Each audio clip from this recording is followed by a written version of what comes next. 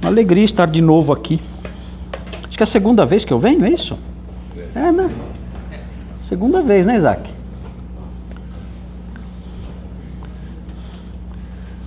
Então, muito bom estar aqui com vocês. Eu gosto de trabalhos assim, iniciantes assim. Eu acho muito legal porque é mais aconchegante, parece, né? A gente vai nas igrejas maiores, parece meio impessoal, e até o espaço grandão assim, aquelas paredes enormes e aquele monte de gente é muito impessoal, né? Agora, igrejas assim menorzinhas são mais aconchegantes, é mais pessoal contato, é mais direto. Então eu prefiro, né? Tem gente que gosta de igrejas maiores, né? Eu gosto de igrejas assim pequenas. E eu quero, hoje, nós vamos celebrar a Ceia do Senhor pela primeira vez aqui. Então é por isso que o Isaac e o Robson me chamaram para participar desse momento aqui. Não que eles não pudessem celebrar, porque não existe nenhuma proibição na palavra de Deus dizendo que só pastor pode ministrar a ceia. Não tem isso na Bíblia, né? A Bíblia fala que os cristãos, eles participavam do partir do pão juntos ali, de casa em casa e outros lugares também, como nós vemos em várias partes do Novo Testamento. Mas não tem uma determinação assim dizendo, tem que ser pastor para fazer isso. Isso não existe. Mas mesmo assim, o Isaac me deu a honra, né, de fazer isso hoje aqui. O Isaac e o Robson me chamaram e disseram, você não quer fazer a primeira, né? Então, me senti muito honrado, né, por isso, porque eles poderiam fazer também. Na verdade, existe essa tradição, é um costume que existe, talvez exatamente por causa de tradição mesmo, né? Porque com o passar do tempo, na história da igreja antiga, né, começaram a entender que a igreja de Jesus era uma espécie de versão nova da comunidade de Israel. Então, como a comunidade de Israel tinha os sacerdotes e só eles podiam ministrar no altar os ritos sagrados, então transportaram esse pensamento para a igreja, dizendo que a igreja é um Israelzinho. Então, em Israel tinha lá uma casta sacerdotal, né, de ministros ali, que realizavam os serviços rituais, e só eles podiam fazer isso, então a igreja também tem uma castazinha sacerdotal, que só eles podem, só essa casta, só os membros desta casta podem realizar esses atos rituais. Então, são os pastores. Então, fizeram uma transposição que, na realidade, não está em lugar nenhum da Bíblia, né? Foi uma transposição meio intuitiva, né? A partir do momento que disseram a igreja é um novo Israel, um Israelzinho, a partir do momento que isso foi aceito, o que não é verdade, né? Mas a partir do momento que isso foi aceito, automaticamente essas tradições entraram também. Então só o pastor pode fazer a ceia, só o pastor pode batizar, só o pastor pode dar a bênção apostólica. Tudo isso, queridos, ainda que seja uma tradição bonita, é só isso. É só uma tradição, não é nada determinado na Bíblia. Não existe nenhuma palavrinha sequer, nada, nenhuma frase, nenhuma palavra, nada que ensine isso.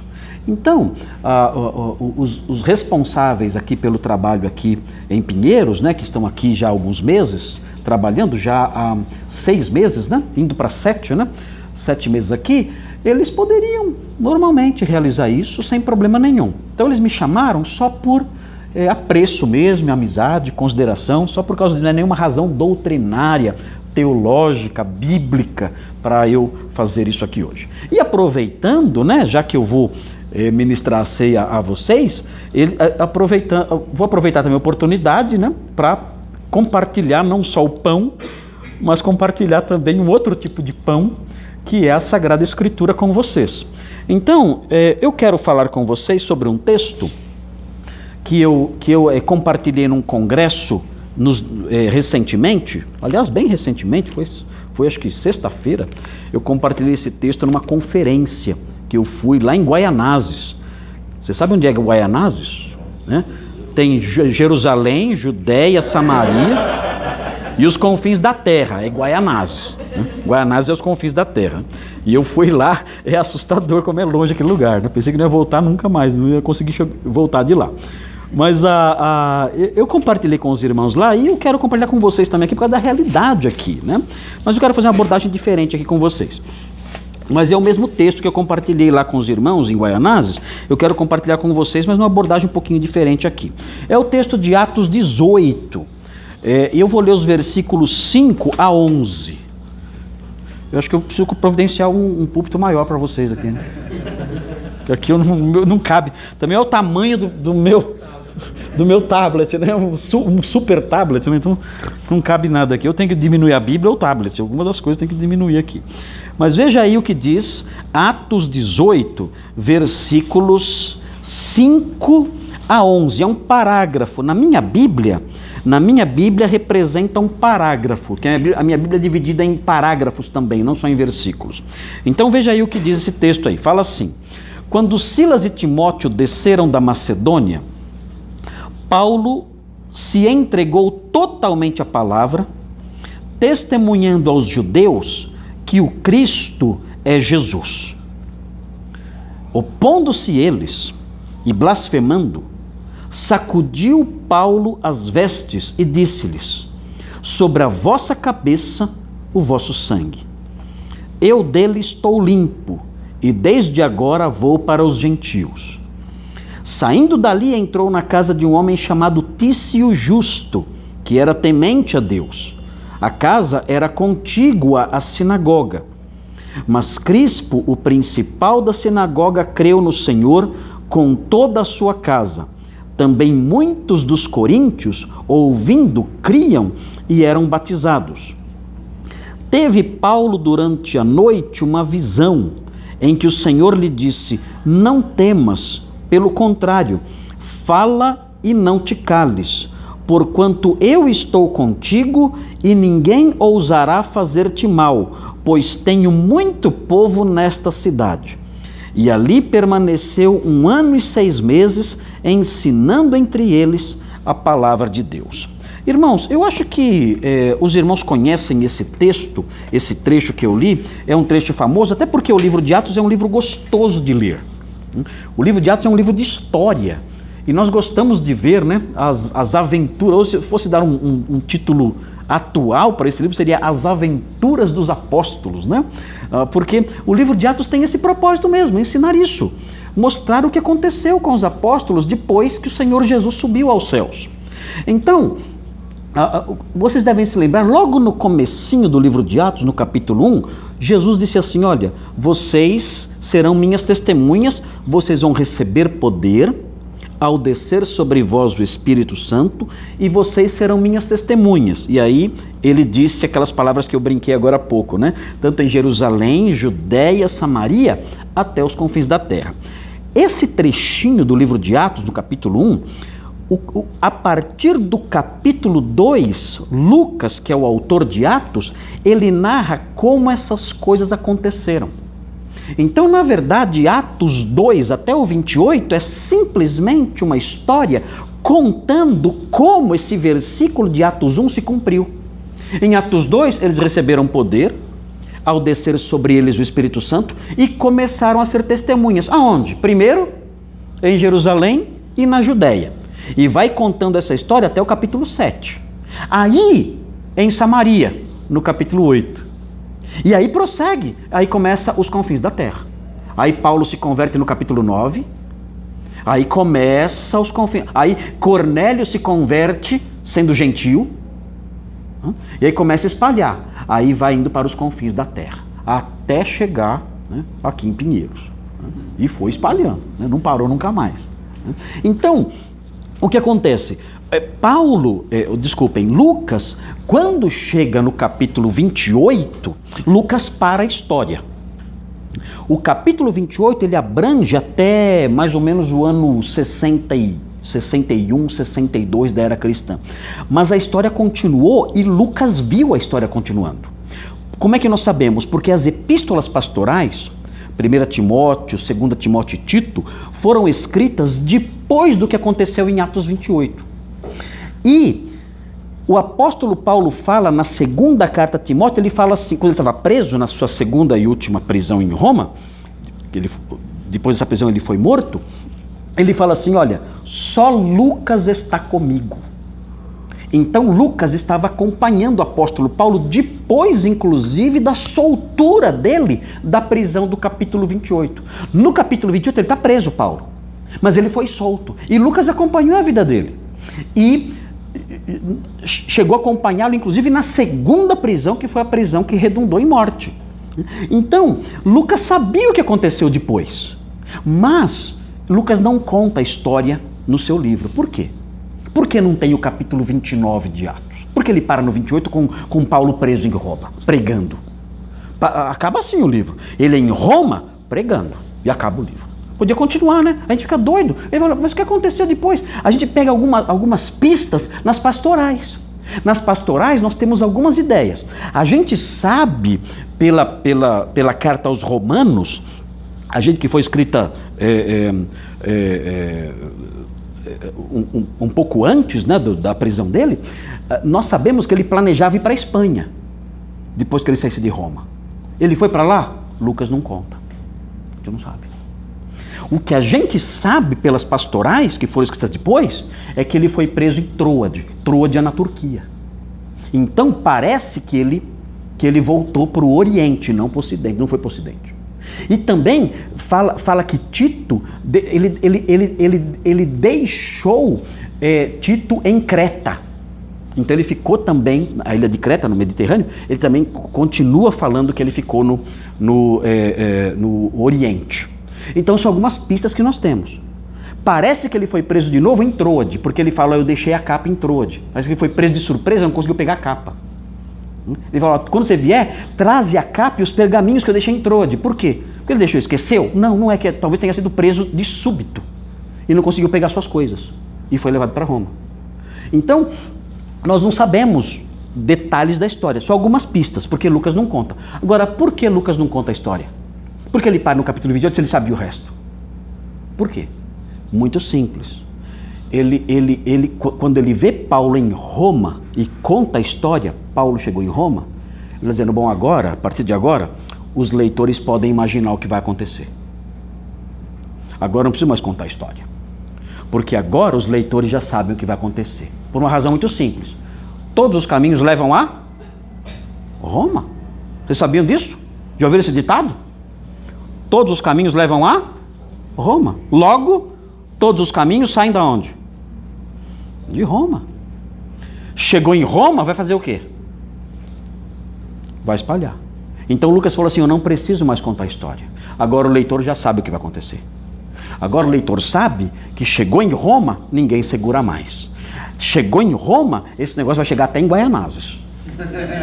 Porque se chegou em Roma, nada mais segura. A coisa vai se espalhar de uma tal forma que eu não preciso mais contar a história. Se eu for contar a história agora, não vai faltar papel no mundo. Porque é muita coisa que vai acontecer agora. Chegou em Roma, ninguém mais segura isso. Por isso ele para no capítulo 28. Mas a trajetória até o capítulo 28 é muito emocionante. Quando nós lemos um texto como esse que nós lemos agora, é uma trajetória muito emocionante, é uma história muito emocionante, porque aqui nós temos o apóstolo Paulo naquela que foi a sua segunda viagem missionária. A primeira foi no ano 47, 47 talvez. A segunda aqui, essa viagem aqui, ela talvez aqui, 49, o capítulo 15 é o ano 49, talvez anos 51, 50, 51, esse episódio que eu li aqui para vocês. E ele chega na segunda viagem missionária, ele tem uma trajetória diferente. Ele vai para a Grécia, Macedônia. Ele não queria ir para Macedônia, na Grécia, no norte da Grécia. Ele não queria. Mas aí ele teve uma visão, um sonho, em que um varão apareceu, Macedônia fica no norte da Grécia. E dizendo assim, passa a Macedônia e ajuda-nos. Ele queria trabalhar no norte da Turquia. Aquela região lá da Capadócia, ele nunca foi para lá, né? Ontem o pessoal passeia de balão, né? Custa R$7.000 o passeio, se você quiser um dia aí, né? Custa caro, né? Você vê a Capadócia de cima, do balão, tudo, né? R$7.000 eu não pago nem para ver com foto, né? A foto, o passeio de balão. Mas é muito lindo o lugar, e ele queria trabalhar naquela região do norte da Turquia, lá aparece aquela região lá, mas o Espírito Santo não deixou ele para lá.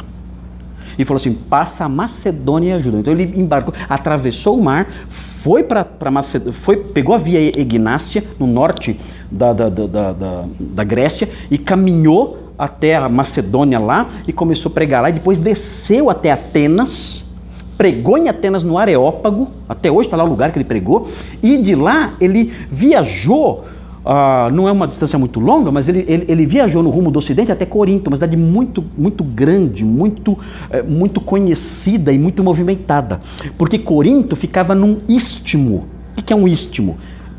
Istmo é um pequeno link, né, na linguagem dos especialistas em computação, né? É um pequeno link de terra. E esse pequeno link de terra ligava por esse pequeno estreito de terra, ligava o Oriente ao Ocidente, sem que os navios tivessem que dar a volta toda naquela península que é a Grécia. Então economizava muito tempo e dinheiro. Então o que eles faziam? Eles chegavam em Corinto, eles entravam na cidade e puxavam os navios por terra. O navio não era tão grande, não era que nem esses, né, navios gigantescos que tem hoje em dia. Puxavam o navio por terra por esse istmo bem estreitinho. Puxavam o navio e chegavam do outro lado, muito mais rápido, né, e muito mais barato. Hoje, cortaram esse istmo e o mar entrou. Então agora os navios atravessam navegando mesmo. Mas na época eles puxavam os navios. E aí o que acontecia? A cidade enchia de gente. Por quê? Vinha gente do mundo inteiro, passando por Corinto. Corinto era uma cidade que não parava, era a cidade que não dormia. Era gente do mundo inteiro para lá e para cá. Era uma cidade, nós chamamos de cidade cosmopolita, porque o mundo inteiro estava lá. Gente vinha de Roma, do Egito, da Babilônia, de tudo quanto é canto do mundo, vinha gente para Corinto. E por causa disso, vindo as pessoas, não vinham só as pessoas, vinham as ideias das pessoas, seus costumes, suas religiões, suas crenças, seus valores, suas filosofias. Tudo isso invadia Corinto. Então Corinto era uma cidade em que tinha de tudo. O cidadão de Corinto era o cidadão do mundo, que ele conhecia o mundo todo, as ideias todas, e notem bem, naquela época o cristianismo não era nem conhecido. Estamos falando aqui desse episódio, eu falei para vocês, mais ou menos anos 51, 50, 51 esse episódio aqui. O cristianismo, ninguém tinha nem ouvido falar quase disso. Poucas pessoas tinham ouvido falar. E o apóstolo Paulo chegou nessa cidade. Essa cidade tinha, gente, olha, era o ninho do diabo. Essa cidade era o ninho de Satanás. O que tinha lá de podridão, o que tinha lá de coisa errada, era de assustar. O homem pagão, a religião pagã, se vocês estudarem as religiões praticadas pelo homem no primeiro século, pelos pagãos no século I, no século II, vocês não vão acreditar no que eles faziam. Gente, é algo insano. Você fala, não, um ser humano não faz isso. Não é possível que um ser humano faça isso. Eles tinham ritos de fertilidade dos deuses antigos, festas a Dionísio e outros deuses, o deus Baco e outros deuses de fertilidade, que envolviam inclusive a automutilação. Eles chegavam em meio às suas festas e às suas adorações amalucadas, em meio a banquetes orgiásticos, eles chegavam ao ponto de, no meio da loucura deles, eles se castravam, se emasculavam durante as festas, durante os banquetes. E alguns morriam ali por causa disso, em meio ao sangue ali deles próprios derramados todos ali. Eles acreditavam que se eles devorassem um animal vivo, a vida do animal passava para eles. Então eles pegavam um animal, um boi, por exemplo, e cortavam o boi. O boi começava a sangrar. Eles pulavam então em cima do boi como animais e começavam a devorar o boi vivo. O boi gritando, berrando, e eles comendo o animal vivo para que a vida do animal passasse para eles. Eu não consigo imaginar uma coisa dessas. Eu não consigo imaginar um ser humano fazendo isso. E eles faziam isso. Então, gente, o homem pagão era um homem profundamente mergulhado no mal, na mentira, nas coisas mais horríveis do mundo. E tudo isso era trazido para Corinto. E lá em Corinto, eles viam essas religiões e praticavam essas coisas todas também. Existia em Corinto a Acrocorinto, era uma montanha Hoje Corinto é uma cidade moderna, né? Ela se desenvolveu um pouco distante da antiga Corinto, né? Um pouquinho distante da antiga Corinto. A antiga Corinto tem as ruínas ali da cidade. E a cidade é plana, e ao fundo dela existe a Acrocorinto, que é um grande rochedo, um grande penhasco. No alto dessa montanha, chamada Acrocorinto, existia um templo. Era o templo de Afrodite. Esse templo, o templo de Afrodite, tinha prostitutas cultuais. E essas prostitutas, elas diziam o seguinte: olha, para você adorar Afrodite, você tem que ter relações sexuais conosco. Então essas prostitutas desciam da Acrocorinto, se encontravam ali com os homens ali na Ágora, a praça comercial da cidade, e convidavam esses homens do mundo inteiro, pessoas que vinham de tudo quanto é lado do mundo, para subir com elas até o templo, para se prostituírem ali adorando Afrodite. Por causa disso, as doenças venéreas na cidade eram inúmeras. Você vai falar, mas como é que você sabe que tinha doença venérea na cidade? Porque existia um deus que era adorado, que era o deus da cura. Asclépio era o nome dele. E para você pedir para esse deus que ele curasse você, você tinha que oferecer a ele um membro feito em pedra ou em gesso, alguma coisa assim. Então, se a sua doença era na sua mão, você fazia uma mão de gesso ou de pedra e você entregava para Asclépio. E aí, entregando para Asclépio, você esperava que ele curasse a sua mão. Onde era a doença, aí você fazia um ícone de pedra ou de gesso e entregava para ele. Os arqueólogos encontraram em Corinto dezenas de esculturas de órgãos genitais, provando que as doenças venéreas eram simplesmente fora de controle. Fora de controle. Por quê? Por causa dessa terrível prostituição. Notem bem, esse é o cenário, sem contar as filosofias todas, sem contar a oposição judaica. Esse era o cenário de Corinto. O apóstolo Paulo chegou lá. Você iria para lá? Você iria, Júlio? Você que é evangelista assim? Será que vamos? Será que nós teríamos coragem de ir lá? A gente tem medo de compartilhar o evangelho com pessoas civilizadas. Não é verdade? Lá no trabalho a gente fala, será que eu vou falar? Esse cara aí é meio... Né, tal. Olha, cada vez eu fico mais admirado com a coragem do apóstolo Paulo. Porque ele não tinha medo. Não dá para entender. Alguma coisa desligou lá na cabeça dele, não sei, alguma programação diferente lá, porque é impressionante a coragem dele. Eu acho que o apóstolo Paulo é o homem mais corajoso da história humana.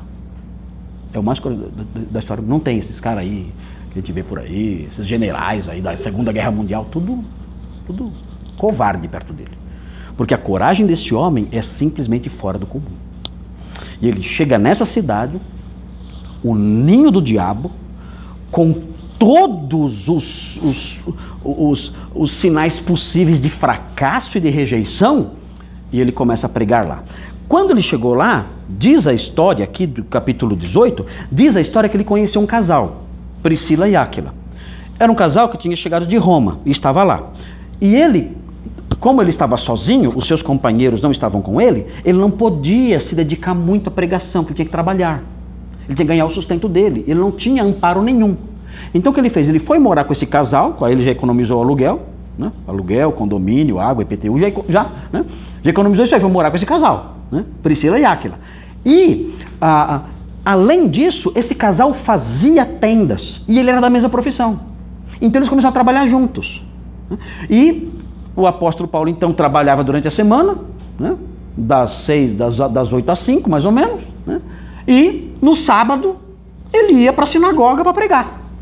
Mas o texto fala que quando os seus companheiros, veja aí, no versículo 5, quando Silas e Timóteo desceram da Macedônia ao norte, desceram para Grécia embaixo, quando eles chegaram de lá, Paulo se entregou totalmente à palavra, testemunhando aos judeus que o Cristo é Jesus. Aí ele falou assim, olha, agora vocês chegaram, vocês vão ser meu suporte. Eu não vou mais trabalhar, de fazer tenda. Agora vocês vão fazer alguma coisa para me ajudar, porque eu vou me dedicar integralmente só a isso. Vai ser a razão da minha vida, como de fato é, vai ser o foco da minha vida, eu vou fazer só isso. Vocês chegaram, vão me dar esse alívio, vão cuidar dessa parte, vocês vão atrás do nosso sustento, vocês vão atrás do nosso amparo material. Eu vou mergulhar só nisso. Eu vou fazer só isso. Eu vou evangelizar essa cidade. É uma cidade terrível, é uma cidade difícil, eu vou cair de cabeça nisso aqui e vocês vão me dar um amparo. E foi o que aconteceu. O apóstolo Paulo, então, começou a pregar de modo intenso, contínuo. E aí, a história caminha e fala um trechinho aqui do que aconteceu. Ele ficou lá 1 ano e meio, diz o texto, né? Ali evangelizando e pregando continuamente lá. Foi um trabalho missionário muito intenso. Ele não chegou, deu um folheto e foi embora. Não. Ele não chegou, fez um culto ao ar livre lá na Ágora e foi embora. Não foi assim. Não. Ele realizou um trabalho ali de base muito bem consolidado. E só depois disso, então, que ele foi embora. Mas o que eu quero mostrar aqui para vocês, nesse trecho da Escritura, o que eu quero mostrar para vocês é algumas orientações, né, que aparecem aqui no texto. Deixa eu ver se eu consigo me ajeitar aqui. Algumas orientações que aparecem no texto referentes a esse trabalho de compartilhar a fé. Nós aqui em Pinheiros, nós somos um grupo pequeno aqui, né? E um dos nossos objetivos é espalhar a mensagem salvadora às pessoas que estão aqui ao nosso redor, ou às pessoas que têm um acesso mais fácil aqui do que a outros lugares. Nós sabemos, né, que muita gente não consegue ir na nossa igreja lá na Zona Norte. É longe. Às vezes nós queremos compartilhar a nossa fé com alguém e a pessoa está disposta a ouvir acerca da nossa fé, mas nós não temos depois onde encaminhá-la, porque é tão longe. E fica difícil encaminharmos para um lugar assim. Então a IBR Pinheiros, ela nasceu, ela começou esse trabalho aqui com esse objetivo, de compartilhar a fé com pessoas aqui dessa região e pessoas mais próximas daqui do que da Zona Norte. Então nós temos o objetivo de ampliar, de crescer, pedindo a Deus que Ele traga as pessoas que Ele tem em seu coração para conviver conosco aqui, para congregar conosco aqui. E para isso nós temos que compartilhar a nossa fé. Então esse trechinho que está aqui, ele serve de base para algumas orientações para nós. Nós também somos apostolíneos. Nós não somos apóstolos no sentido do que o apóstolo Paulo era, mas nós somos apostolíneos também, pequenos apóstolos. A palavra apóstolo significa mensageiro. Nós somos pequenos mensageiros também. Nós também somos portadores de uma palavra. Nós também somos portadores de verdades que devem ser compartilhadas. Nós somos pessoas que têm um saco de pão. E nós caminhamos entre pessoas que estão famintas. Então, o nosso dever como pessoas alimentadas e que têm um saco de pão, o nosso dever é distribuir esse pão às pessoas. E é isso que os pequenos apóstolos, os pequenos mensageiros de Jesus de hoje fazem. Eles oferecem o pão às pessoas que estão com fome. E nós, olhando aqui para esse texto, nós descobrimos algumas orientações, nós conseguimos deduzir algumas orientações a partir do que está escrito aqui, orientações ligadas aos pequenos apóstolos, aos pequenos mensageiros de Jesus que estão presentes hoje aqui e que vivem na realidade atual aqui na nossa cidade. A primeira orientação que eu quero que vocês observem aí, nós não podemos, muitos de nós não temos aí os nossos Silas e Timóteo que falam assim, fica só pregando que eu vou cuidar para você de tudo. Nós não temos isso. Não dá. Né? Nós não podemos nos dedicar só para isso.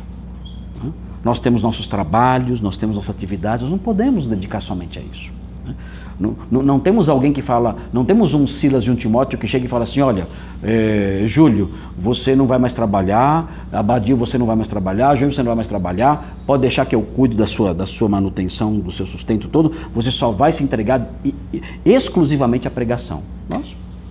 Isso acontece? Acontece. Mas é muito raro, é difícil. Nós não temos via de regra, essa oportunidade.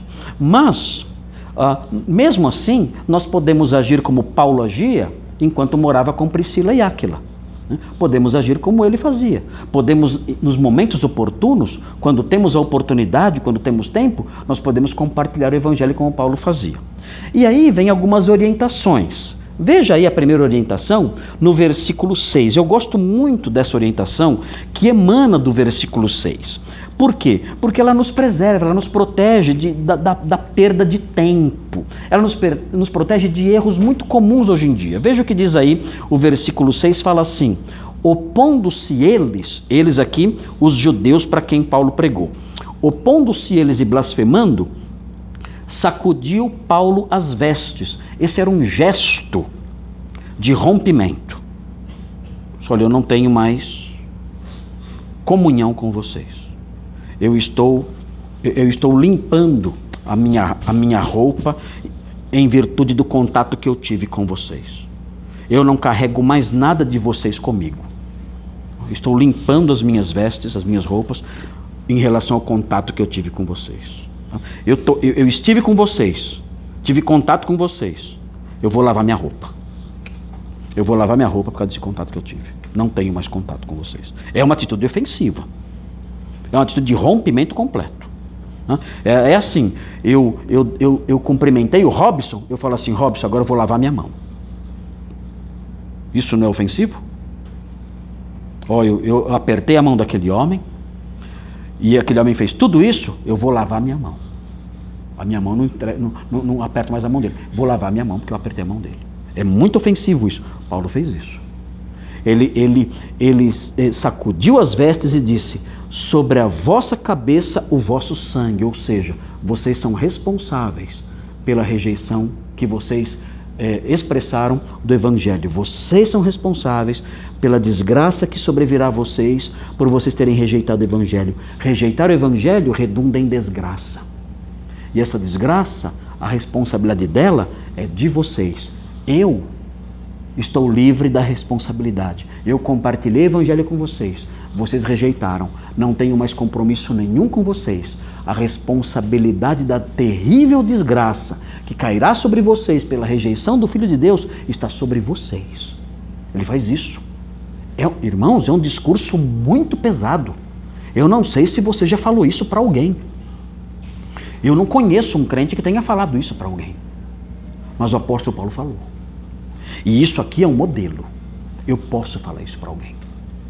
Eu posso falar isso para alguém, devo falar isso para alguém, quando a pessoa, ao ouvir o Evangelho, ela zomba, ela ridiculariza, ela vira as costas. Ele fala, eu dele estou limpo e desde agora vou para os gentios. Eu não prego mais para vocês. Eu vou pregar para outro grupo agora, para os gentios, para os pagãos. Aqui em Corinto está assim de gentio. Gente do mundo inteiro. Para vocês eu não prego mais, eu prego para eles. Qual é a orientação que emana dessa atitude de Paulo? Simples, muito fácil. Não seja insistente com aqueles que rejeitam a verdade. Dizer o quê? Vou repetir. Não seja insistente com aqueles que rejeitam a verdade. Verifique. Você entendeu o que eu falei? Entendi. Eu preguei tudo direitinho, expliquei para você quem é Jesus? Explicou. Eu expliquei para você o que ele fez na cruz, expliquei quem ele é, o que ele fez na cruz, mostrei para você o que é o pecado e as consequências do pecado, mostrei para você o que é a perdição eterna. Você escutou tudo? Escutei. Você continua rejeitando, zombando, ridicularizando, rejeitando. Eu não tenho mais nada a lhe dizer. Mais nada. A partir de agora, a responsabilidade pela sua vida ou pela sua morte está sobre você. Eu estou livre disso. Não seja insistente. É curioso notar, o apóstolo Paulo pregava no máximo 2 vezes para uma pessoa. Sabiam disso? No máximo 2 vezes. Pregava a primeira vez, a pessoa ficava assim, talvez, tal. Pregava a segunda vez, a pessoa começava a ser hostil. Quando ele percebia que a pessoa estava sendo hostil e já tinha entendido a mensagem, ele falava, não tenho mais nada a lhe dizer. Com licença, próximo. tem mais gente querendo escutar. Você já entendeu, você já sabe o que é, já foi claro, não devo nenhuma outra explicação, está tudo certinho e você rejeitou. Com licença, dá licença, tem mais gente atrás de você, tem muita gente para eu falar. Essa é uma orientação que emana de uma história como essa. Não seja insistente com aqueles que rejeitam abertamente. Não seja. Eu vejo pessoas crentes, até de boa vontade, né? Que ficam lá insistindo, insistindo, e a pessoa zomba, ridiculariza, rejeita, faz piada, e o crente ali querendo evangelizar. Não faça isso. Eu acredito até que essa estratégia de Paulo, ao dizer não falo mais, é até uma estratégia que dá bom fruto. Porque a pessoa que se sente rejeitada fala, peraí, por que ele não falou mais? Por que ele não falou mais? Aí ele chega para você e fala assim, você não vai mais. E aí, como é que foi domingo? Você não vai falar para mim como é que foi lá na igreja? Não, não vou. Com você não falo mais. Por quê? Não. Com licença, esse assunto eu não falo com você. Isso pode gerar na pessoa uma preocupação, né? O apóstolo Paulo fala, olha, Deus ordenou que eu pregasse para os gentios para deixar os judeus com ciúmes, enciumados. Oh, poxa vida, não prega mais para mim? Não, para você não. Já imaginou fazer isso? Que estratégia interessante de evangelismo? É você pregar sem pregar. Você não vai pregar mais para mim? Não. Para você? Não, para você não. Por quê? Porque não. Você já sabe tudo. Você acha que eu tive uma revelação nova?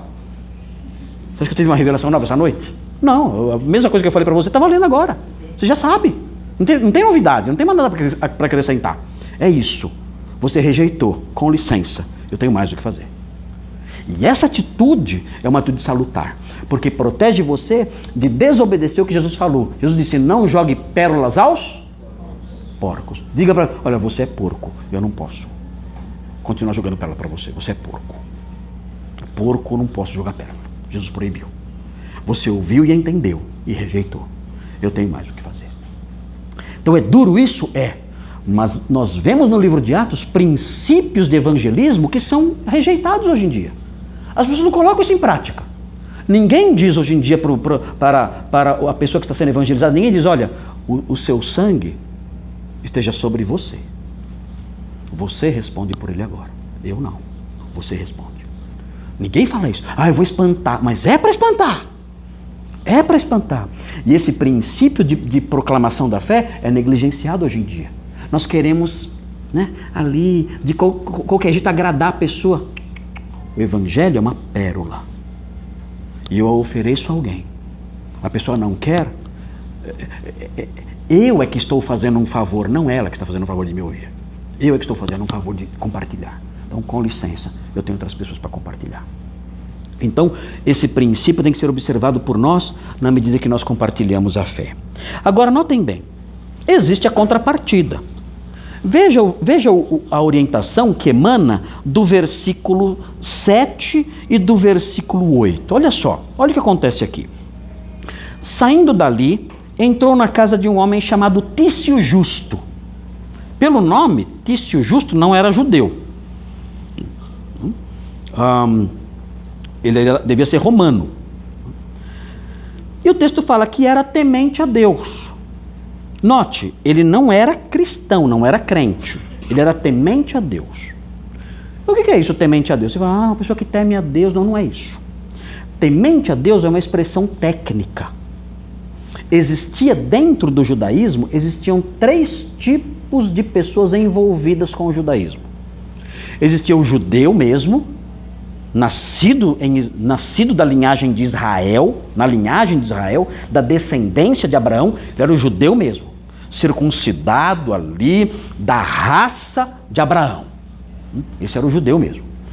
Existia, além do judeu, o prosélito. O prosélito era o gentio que tinha se tornado judeu. Como? Ele tinha se circuncidado. Ele tinha abraçado o compromisso com o judaísmo completo.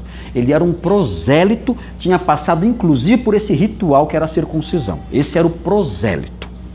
E existia o temente a Deus. Quem era o temente a Deus? Era o homem que não era prosélito, não era judeu, mas ele tinha interesse na lei, na religião judaica. Esse indivíduo, era chamado de temente a Deus. Ele praticava o judaísmo? Não totalmente, porque não era circuncidado, mas ele tinha interesse. Ele queria conhecer o Deus de Israel, ele queria conhecer o Deus de Abraão, e ele então estudava a lei. O texto aqui fala que o apóstolo Paulo foi ficar na casa dele do lado da sinagoga. E fala inclusive, o texto fala aqui, que nesse tempo, um homem chamado Crispo, esse aqui sim era judeu mesmo, né? Ele era o principal, ou seja, o chefe da sinagoga. Ele que organizava os cultos na sinagoga.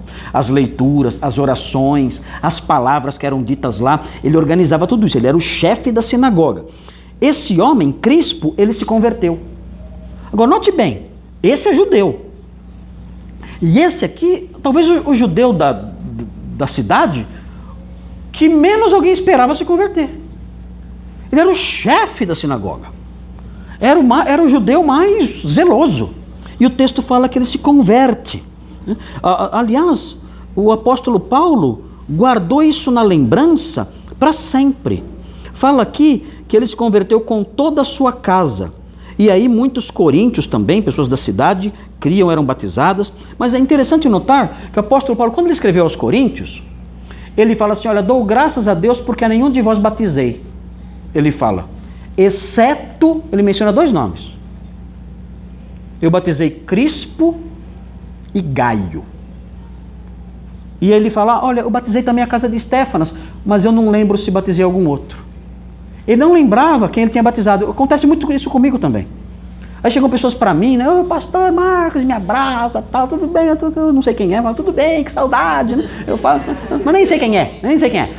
Pastor, o senhor me batizou. Eu falo, é mesmo? Que legal, eu lembro.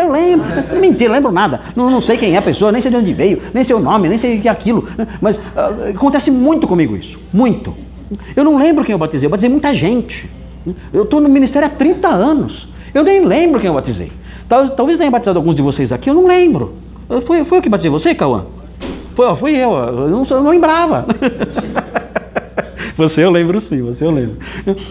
Mas outros chegam para mim e falam, pastor, você me batizou quando eu era garoto, quando eu era adolescente. Eu, não lembro. Onde foi?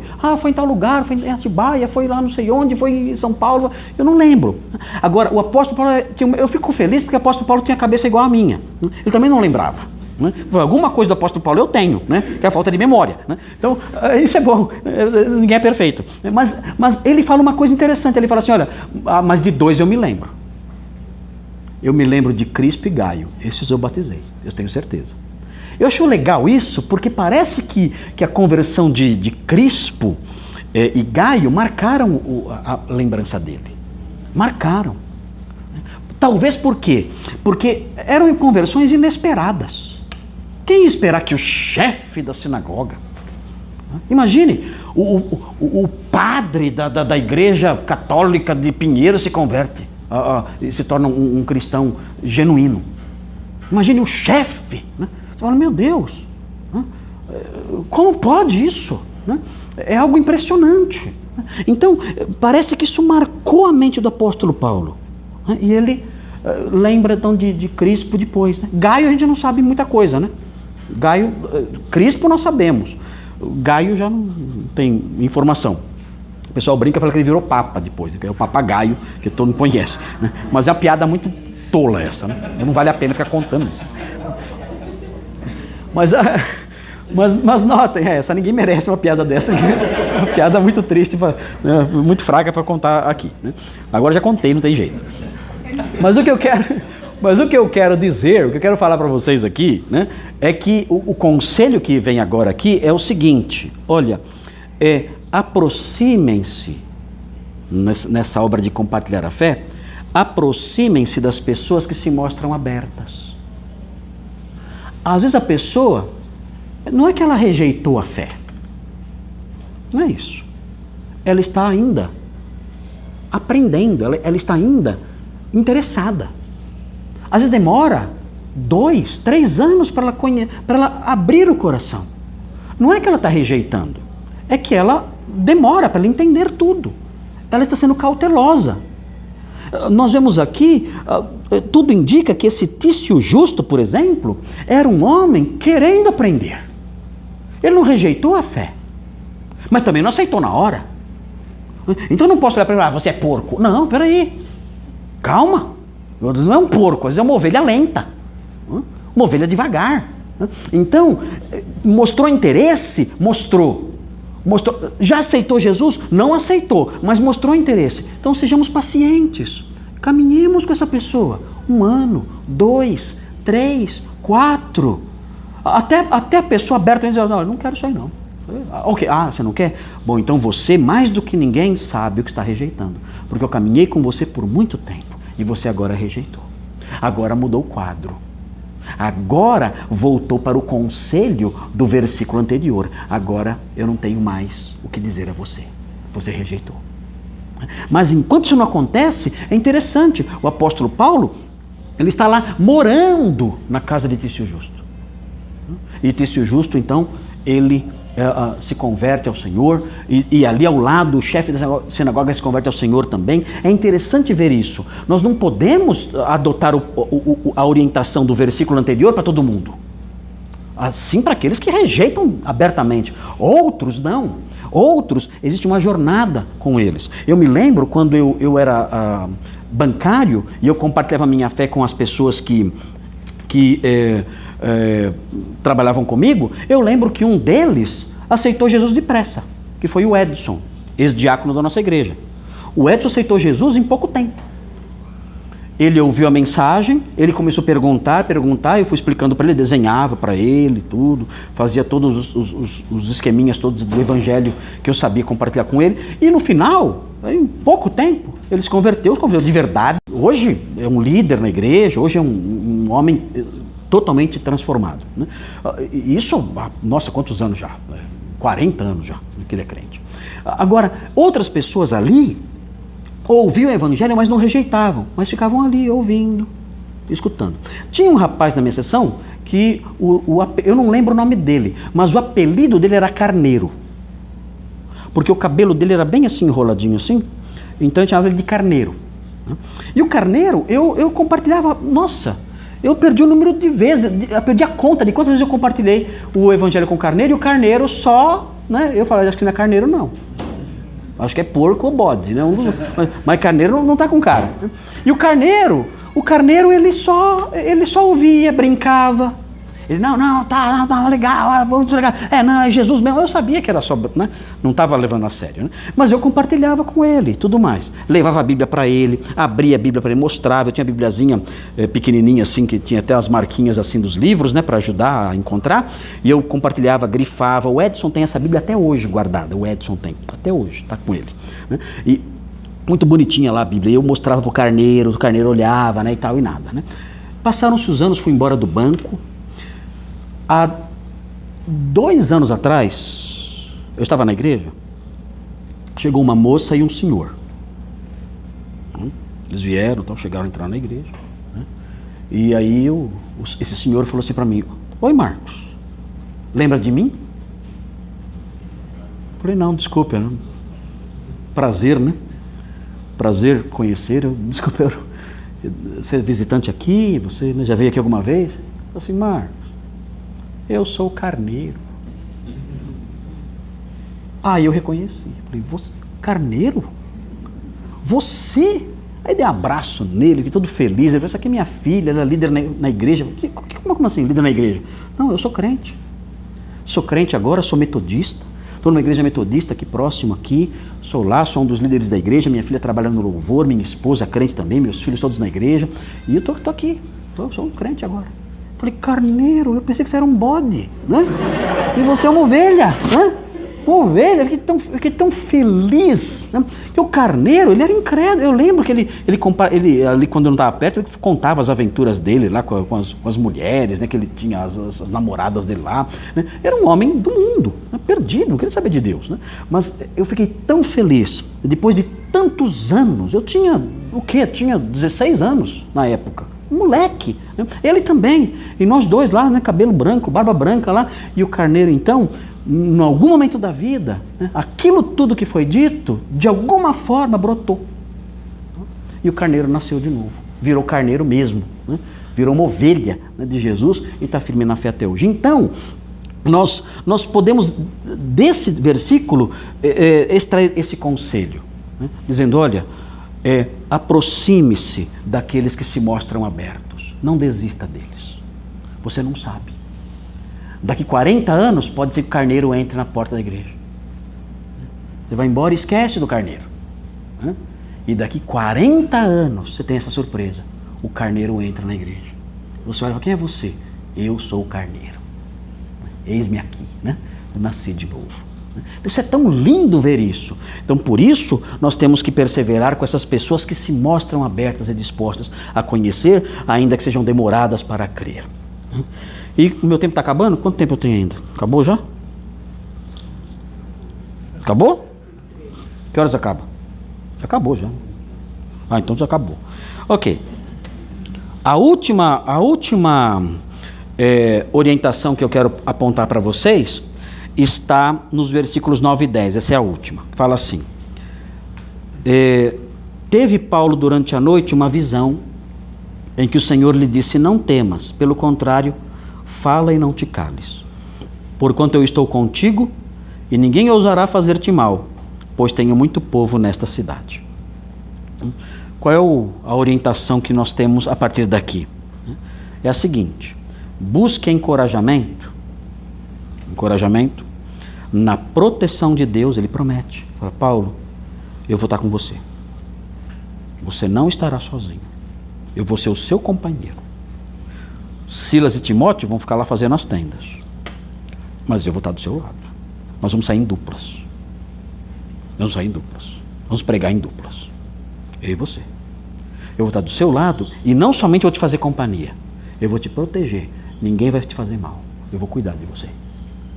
Eu vou colocar minha mão na sua frente, um escudo na sua frente. Eu vou te proteger. A cidade é perigosa. Você já viu aí? Olha o pessoal que vem da Babilônia, que gente estranha. Olha o pessoal que vem da Turquia, que encrenca. Olha o pessoal que vem de Roma, da Espanha. Gente, isso aqui é uma bomba relógio, essa cidade aqui. Olha o mal que reina aqui. Mas calma, a gente vai sair em dois. Eu e você. Não vai sair sozinho, não. Eu vou sair com você, do seu lado. E ninguém vai fazer mal para você. Eu vou dizer por quê. É por quê? Porque eu tenho um desígnio. Eu tenho muita gente minha aqui. Paulo deve ter olhado e falado assim, aqui? Tem gente sua aqui? Tem. Você não tem noção do que eu vou fazer. Você não tem noção de quanta gente eu tenho aqui. Jesus disse em João 10, ainda tenho outras ovelhas. Não deste aprisco, Israel. Eu tenho outras ovelhas espalhadas por aí. Elas ouvirão a minha voz. Eu vou chamá-las. E quando eu chamá-las, elas vão ouvir. E elas me seguirão. E haverá um só rebanho, um só pastor. Paulo, o seu sucesso está garantido. Está garantido. Eu tenho muita gente aqui. Eu não vou dizer quem é. Senão fica fácil para você. Aí você compra o bilhete premiado. É um jogo de cartas marcadas. Eu não vou fazer isso. Porque eu quero que você persevere e dependa de mim. Eu poderia falar assim, aquele lá é ovelha minha, vai lá, que ele vai aceitar. Seria fácil assim, mas eu não vou falar quem é não.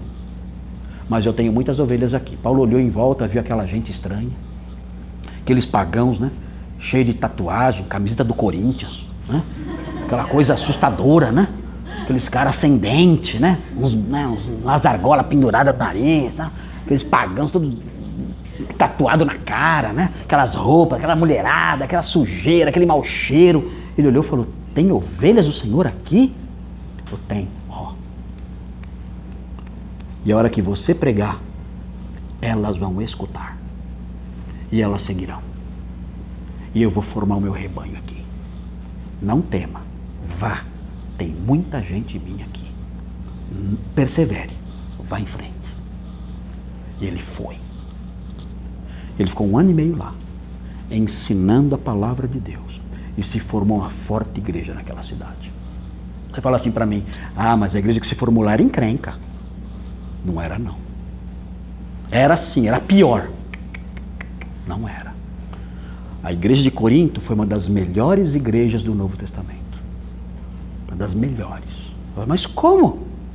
A gente só vê Paulo dando bronca nessa igreja? Lê do engano. O apóstolo Paulo, depois que foi embora, passou algum tempo, a igreja foi influenciada por falsos mestres e por falsos crentes. E pela imoralidade que entrou na igreja e outras ideias que entraram na igreja. O que ele fez? O apóstolo Paulo escreveu 3 cartas. Só ficou a segunda, que é a primeira aos Coríntios. Escreveu 3 cartas e mandou 2 delegados dar uma bronca na igreja. Ele fez uma visita e mandou mais 2 pessoas. Então ele mandou 3 cartas e 3 visitas. Depois de 3 cartas e 3 visitas, no espaço de um ano e pouco, os problemas desapareceram. Depois de 3 cartas e 3 visitas. Aí ele escreveu a 4ª carta, que é 2 aos Coríntios, elogiando a igreja pelo arrependimento. Pergunta: quantas igrejas vocês conhecem que se arrependem com 3 cartas e 3 visitas? Quantas? Quantas igrejas ouvem a palavra de Deus e se transformam totalmente apenas com 3 cartas e 3 visitas? Os pastores falam: eu não queria ser pastor de Corinto nem de Baditiro. Eu queria. Se abrisse concurso, eu ia me inscrever. Você quer ser pastor em Corinto? É o meu sonho. Quem me dera pastorear uma igreja que em um ano muda totalmente, com 3 cartas e 3 visitas. Eu não conheço nenhuma, só Corinto. Uma grande igreja se formou lá, ovelhas de Jesus, que ouviram sua voz e causaram impacto em toda aquela região. Então, queridos, essas são as orientações que eu quero dar para vocês. Na medida que vocês compartilharem a fé de vocês, perseverem, fiquem firmes, porque o esforço de vocês no Senhor